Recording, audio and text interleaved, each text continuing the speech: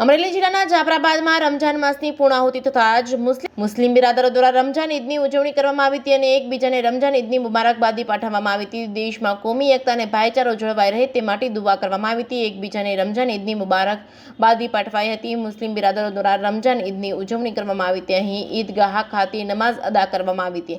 અહીં મુસ્લિમ બિરાદરોએ ખુદાની બંદગી કરી એકબીજાને ઈદની શુભકામનાઓ પાઠવી હતી। પોલીસનો ચુસ્ત બંદોબસ્ત રાખવામાં આવ્યો હતો। JKS ન્યૂઝ ગુજરાતી સાથે કાળુશા કનોજિયા, જાફરાબાદ।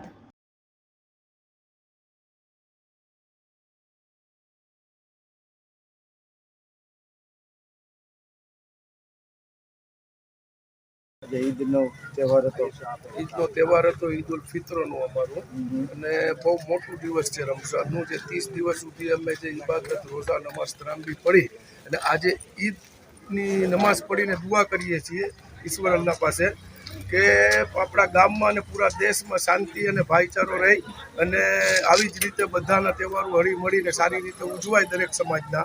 બસ એ જ અમારી દુઆ છે અને એ જ અમારે મોહમ્મદ સાહેબનો સંદેશ છે। એ રીતે જ ઓલું કરીએ છીએ અને આ તકે જાફરાબાદ પોલીસ ડિપાર્ટમેન્ટનો જે અમને જે સહયોગ મળ્યો છે, જે સહકાર મળ્યો છે અને દરેક મસ્જિદ ઉપર પોલીસના પોઈન્ટો રાખવામાં આવેલ છે તે બદલ અમે પોલીસ ડિપાર્ટમેન્ટનો બી ખૂબ ખૂબ આભાર માનીએ છીએ। બસ એટલું જ જોઈએ। શું નામ છે? મારું નામ સુધીભાઈ જુમાભાઈ પ્રેમ, અવાજ માજી નગરપાલિકા સદસ્ય।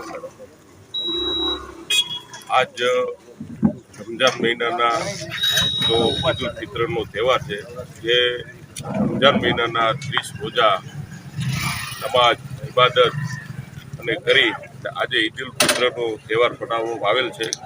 તો હું સર્વે સમાજ જાફરાબાદ સમાજને ઈદ મુબારક પાઠવું છું અને હર્ષોલ્લાસથી આજે ઈદ મનાવવાની છે। પોલીસ ડિપાર્ટમેન્ટ તરફથી ફૂલ ચુસ્ત બંદોબસ્ત રાખવામાં આવેલ છે।